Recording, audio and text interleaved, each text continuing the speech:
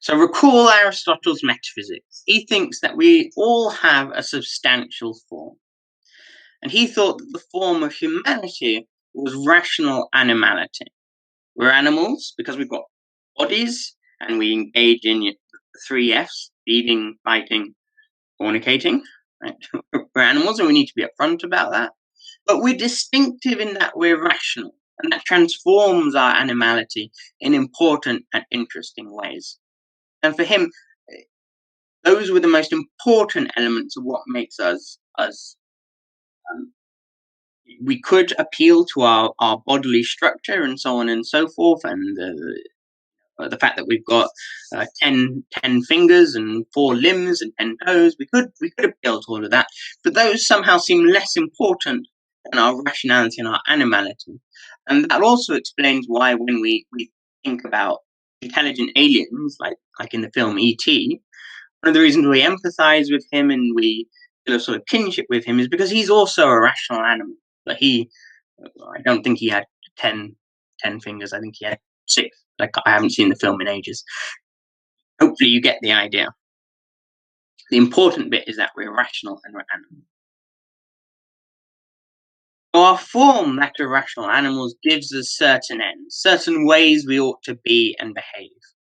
Unlike inanimate objects and plants, and then animals, a deliberate question mark there, we can then choose whether or not to fulfill these ends. So there's a moral dimension to our ends in a way that there isn't for inanimate objects and plants in anything but a very trivial sense. Plants and inanimate objects will always fulfill their ends if the circumstances permit, and there's nothing stopping them. Thus, they always behave as they should. So it's in the northern hemisphere. It's springtime here. I've been planting some tomatoes. Few have survived, and it's enough for my purposes, so I'm pleased. But quite a few of them died, and I haven't quite worked out why. I think it's because they didn't get quite enough sunlight. But I didn't blame the tomato plants for being immoral. I thought there's something stopping them from flourishing, and that was, I think, because they didn't get quite enough sunlight. But when a human being doesn't fulfill their ends, potentially we morally blame them. It might depend on the circumstances. If they're mentally unwell or they're sick or anything like that, then obviously that explains it. But if they're well and they do something that they shouldn't, then there's potentially at least moral blame. So we can choose whether or not to fulfill our ends. We can choose whether or not we will behave as we should. You can see how we get from the metaphysics to the ethics. So both classical natural law theorists and some virtue ethicists will agree on this so far, but now they begin to come apart.